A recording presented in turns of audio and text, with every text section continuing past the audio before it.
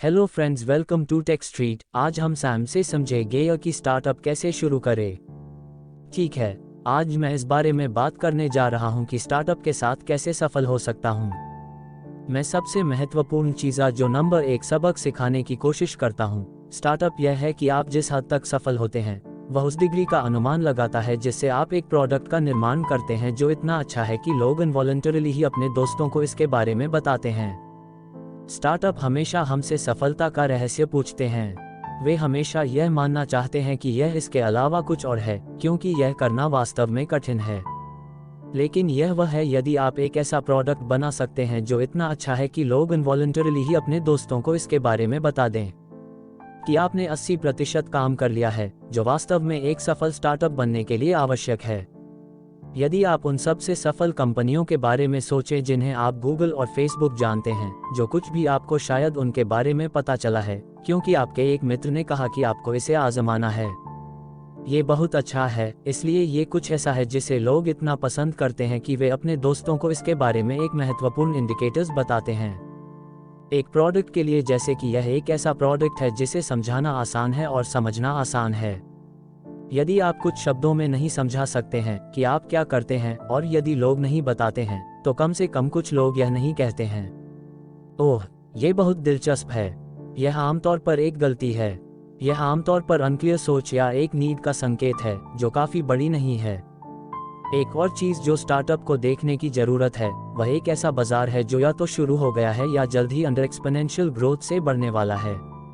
मुझे लगता है कि यह वास्तव में है। सबसे बड़े में से एक से संबंधित स्टार्टअप्स का इवैल्यूएशन करते समय इन्वेस्टर गलतियां करते हैं।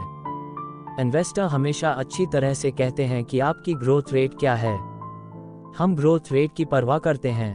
इन्वेस्टर आज छोटे रेवेन्यू को माफ कर देंगे अगर यह किसी कारण से तेजी से बढ़ रहा है, तो लोग इस तरह से बाजारों के बारे में नहीं सोचते हैं।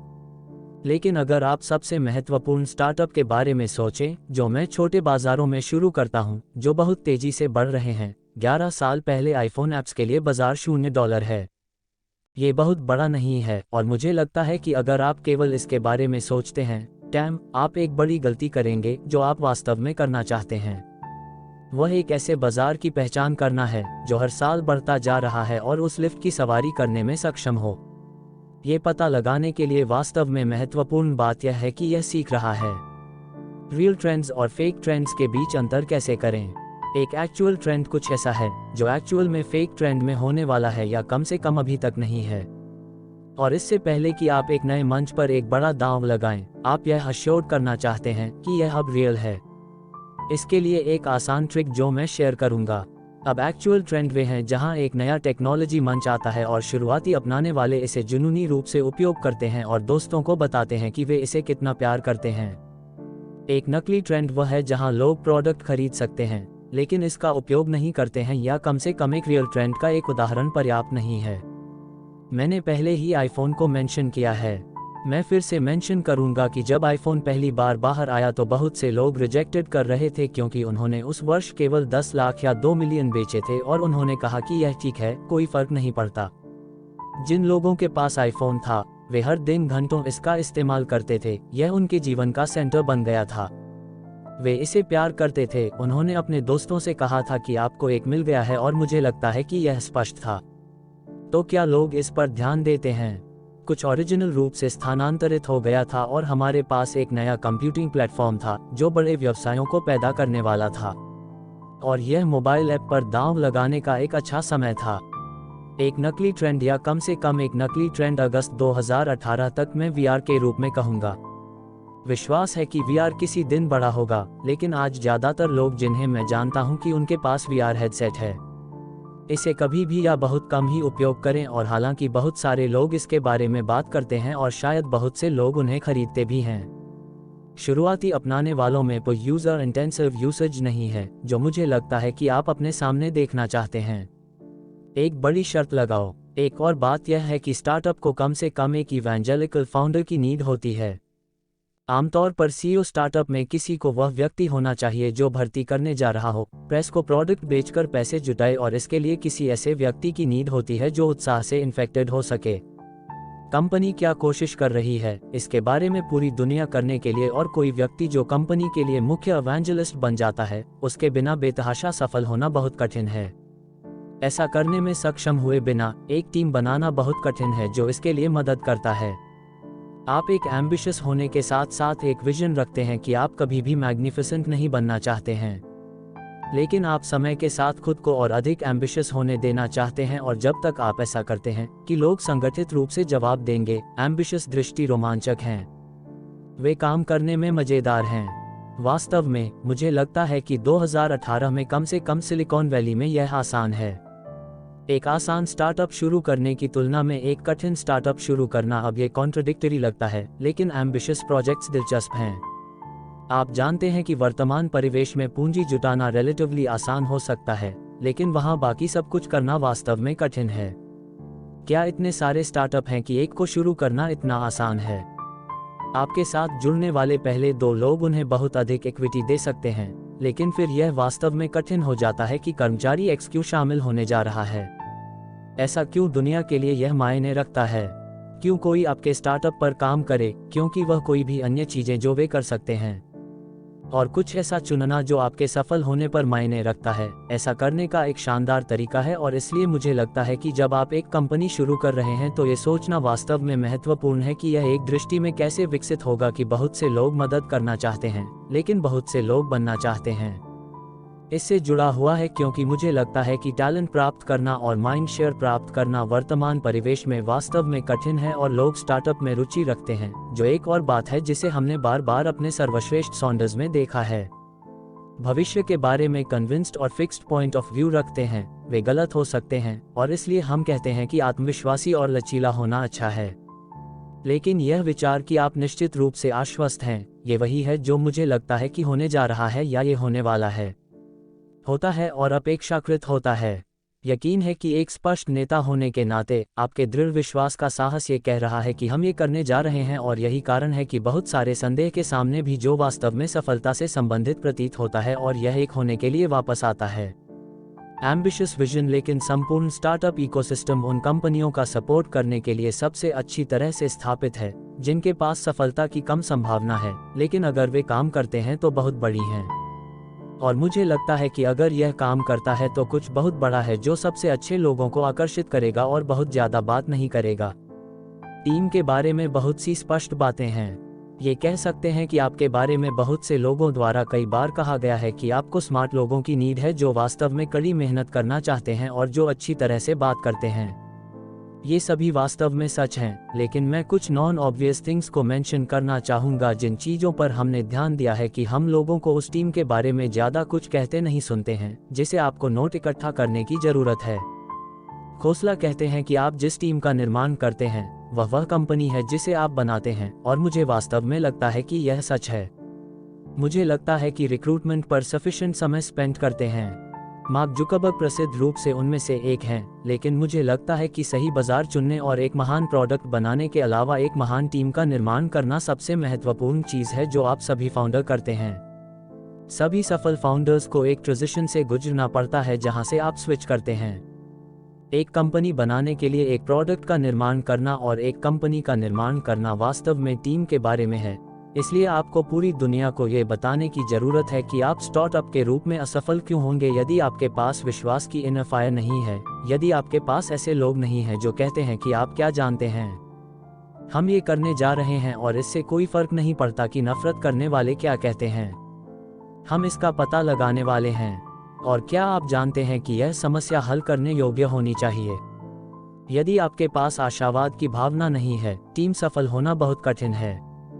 जब दुनिया आपके चेहरे पर मुक्का मारती है, आपको कम से कम कुछ विचार जनरेटर की नीड होती है। किसी भी कंपनी में मुट्ठी भर लोग होते हैं जो वास्तव में सफल होते हैं कि मैं काम करने में सक्षम हूँ, जिनके साथ आप वास्तव में बहुत सारे विचारों के साथ आने में अच्छे हैं जो आप नहीं करते हैं। ये लोग बहुत अधिक हैं क्योंकि कंपनी की तुलना में यह अधिक विचार हैं, लेकिन कंपनी के भीतर कुछ ऐसे लोग हैं जो लगातार नए विचारों को फेंक रहे हैं जिनमें से अधिकांश खराब होंगे। यह अति महत्वपूर्ण हो जाता है टीम पर। हम ये पता लगाएंगे कि शुरुआती स्टार्टअप टीम के सदस्यों के बीच सुनने के लिए यह मेरी पसंदीदा चीज़ है। कि बहुत सी चीजें गलत हो जाती हैं। स्टार्टअप जीतने वाली कंडीशंस इनक्रेडिबल रूप से डायनामिक होती हैं और इसलिए यह विचार है कि भले ही अगर मैंने इसे हल नहीं किया है तो भी कागज पर योग्य नहीं रहूंगा। समस्या से पहले अगर यह समस्या महसूस होती है कि यह कंपनी को मारने वाली है, जो कई समस्याओं को इस तरह महसूस करेगी कि आपकी टीम के बीच ये भावना जानती है कि हमारे पास ऐसे लोग हैं जिनकी हमें जरूरत है, हम इसका पता लगाने वाले हैं, इसे पूरा करने जा रहे हैं। ये बहुत महत्वपूर्ण है। एक और बात जो मुझे टीम के शुरुआती सदस्यों से सुनना अच्छा लगता है वह यह है कि मुझे यह मिल गया है। इसलिए आप जानते हैं कि आप बड़ी कंपनियों में सुनते हैं, बहुत से लोग कहते हैं कि यह मेरा विभाग नहीं है, कोई और ऐसा करने वाला है। हाँ, या आप जानते हैं कि यह वास्तव में कौन है। बुरा यह है कि यह हमें चोट पहुंचाने वाला है और आप ऐसे लोगों को चाहते हैं जो बस कदम बढ़ाएं और कहें कि मैं इसे करूंगा, मुझे मिल गया है, इसके बारे में चिंता न करें। आप चाहते हैं कि लोगों में विशेष रूप से उनकी एक्टिविटीज में स्टार्टअप के प्रति झुकाव हो। शुरुआती दिन अक्सर बहुत तेजी से आगे बढ़ने से जीत जाते हैं। आपको कभी भी उतना डेटा नहीं मिलता जितना आप चाहते हैं कि आपके पास कभी भी उतना समय नहीं है जितना आप चाहते हैं। और आप ऐसे लोगों को चाहते हैं जो बहुत कम डेटा के साथ काम करने को तैयार हों, बहुत कम सर्टेनिटी के साथ होना पसंद करते हैं, और फिर यदि वे कार्य करते हैं तो ये काम नहीं करता है, वे कस्टमाइजेशन करते हैं। वास्तव में जल्दी और कुछ और कोशिश करें। हम इन एक्सपीरियंस के ब्लेसिंग्स के बारे में भी बात करते हैं। हमने अपने कई स्टार्टअप्स को इनक्रेडिबल चीजें करते देखा है क्योंकि किसी ने उन्हें नहीं बताया कि यह कठिन था, किसी ने उन्हें नहीं बताया कि वे इसे नहीं कर सकते। वहाँ एक है स्टीव वोज़नियाक के महान उदाहरण के बारे में कि कैसे उन्होंने कभी भी सभी बेहतरीन चीजें बिना किसी अनुभव के और बिना पैसे के की हैं। और आप जानते हैं कि स्पष्ट रूप से हमेशा सच नहीं होता है, लेकिन एक जादुई चीज है जो स्टार्टअप के साथ होती है, खासकर उनके शुरुआती दिनों में सीखा है कि वे नहीं हैं। कुछ चीजें करने में सक्षम होना चाहिए और इसलिए मुझे लगता है कि एक स्टार्टअप के रूप में फिर से हर किसी को अनुभवी होने के लिए काम नहीं करता है, लेकिन आप सामान्य रूप से इनएक्सपीरियंस्ड लेकिन अत्यधिक उच्च क्षमता वाले लोगों की तुलना में अधिक दांव लगा सकते हैं। टीम पर एक विषय का अंत, एक फाउंडर के रूप में आपके पास सबसे महत्वपूर्ण नौकरियों में से एक है कि आप कभी भी गति न खोएं, और ये थोड़ा निराशाजनक है क्योंकि इसका मतलब है कि पहले कुछ वर्षों के लिए आपको कभी भी गैस से अपना पैर नहीं हटाना पड़ेगा। आपको वास्तव में कभी आराम नहीं मिलता है। हम इस बारे में ईमानदार होने की कोशिश करते हैं कि स्टार्टअप वर्क लाइफ बैलेंस के लिए बिल्कुल भी सबसे अच्छा ऑप्शन नहीं है, लेकिन विशेष रूप से शुरुआती दिनों में स्टार्टअप अपनी गति से जीवित रहते हैं। यदि आपके पास गति है तो लोग अपनी सोच से परे परिणाम देना जारी रखते हैं। यदि आप गति खो देते हैं तो वे सक्षम हैं इसे वापस पाना बहुत मुश्किल है, और इसलिए यह श्योर करना जारी रखना है कि स्टार्टअप के पास एक रिथम है कि स्टार्टअप रिलेटिवली प्रेडिक्टेबल से कम और अप्रोक्सीमेशन से जीतता रहे। और यह वास्तव में महत्वपूर्ण है और यह श्योर करने के लिए फाउंडर्स पर निर्भर है कि आप यह एक और बात है जो हमें लगता है कि स्टार्टअप्स को समय के साथ एक कम्पिटिटिव लाभ की नीड होती है, एक इमरजेंसी स्थिति होने पर, क्योंकि आपके पास समय होना चाहिए और आप इसकी संभावना को नहीं जान सकते हैं। और इसलिए हमें लगता है कि स्टार्टअप को शुरुआत में स्केल करना चाहिए और आपको शुरुआत करने के लिए इनक्रेडिबल समय और संघर्ष की नीड होती है और इसे इनोवेटिव के साथ जीने के लिए तैयार रहना चाहिए। और अधिक स्टार्टअप वाईसी पर लागू होते हैं, और जब हम उनसे पूछते हैं कि यहाँ लॉन्ग रन मोनोपोली इफेक्ट क्या है, लॉन्ग रन मोनोपोली इफेक्ट के बेनिफिट्स क्या है, आप क्या जानते हैं कि इस बिजनेस में नेटवर्क प्रभाव कहाँ है, वे हमें ऐसे देखते हैं जैसे ये पहली बार है। क्या उन्होंने कभी इस सवाल को सच में सुना है? मुझे पता है कि ग्रेट बिजनेसेस के पास इस प्रश्न का उत्तर है, और वास्तव में वे जितने बेहतर हैं उतना ही वे ऐसा नहीं करने का दिखावा करते हैं, लेकिन यह एक ऐसी चीज है जिसे आप चाहते हैं कि आपके पास दूसरी चीज के लिए एक योजना हो जिसके लिए आप एक योजना बनाना चाहते हैं। कम से कम एक समझदार बिजनेस मॉडल होना चाहिए। आपको शुरुआत में ये सब पता लगाने की ज़रूरत नहीं है, लेकिन जब हम फाउंडर्स से पूछते हैं कि आप कभी पैसा कैसे बनाने जा रहे हैं और वे हमें देखते हैं जैसे ये पहली बार है, उस प्रश्न को पूछा जो आपसे अधिक बार होता है, लगता है कि हाल ही में ये फिर से एक बुरा संकेत है। यह इतना सामान्य है कि मैं इसे यहाँ डालने में संकोच करता हूँ, लेकिन जब हम एक स्टार्टअप से पूछते हैं कि वे कैसे बढ़ने वाले हैं, तो उन्हें यूजर्स कैसे मिलेंगे और वे कैसे दिखते हैं हम पर, जैसे ये पहली बार है जब उन्होंने कभी भी उस प्रश्न को खराब संकेत के रूप में सुना है। तो कुछ समझदार विचार यहाँ पहले प्रयास करने के लिए पॉल बुकहाइट ने एक बार वाईसी पार्टनर्स में से एक को देखने में बहुत समय व्यतीत किया और हमारे बेस्ट क्वालिटीज को देखते हुए समय बिताया। फाउंडर्स और वे जो थे उसे दूर करने की कोशिश की और वह साथ आया, फ्रुगैलिटी, फोकस, जुनून और प्यार। मैं वास्तव में मुझे लगता है कि यह अच्छा है। मुझे नहीं पता कि कितना जोड़ना है, लेकिन मुझे लगता है कि ये ऐसी चीजें हैं जिनके बारे में आपको ये कहने में सक्षम होना चाहिए कि आप क्या कर रहे हैं और आप एक फाउंडर हैं। और अंत में मैं इस बारे में बात करना चाहता हूं कि स्टार्टअप बड़ी कंपनियां क्यों बनते हैं। हमारे पास बहुत सारे कारण हैं। मैं यहाँ कुछ सामान्य लोगों के बारे में बात कर रहा हूँ। मुझे लगता है कि ट्रेंड इज़ वेरी वैल्यूएबल, कि जैसे ही आप स्टार्टअप विचारों का इवैल्यूएशन करते हैं, क्या ये सोचने योग्य है कि क्या आप इनमें फिट बैठते हैं।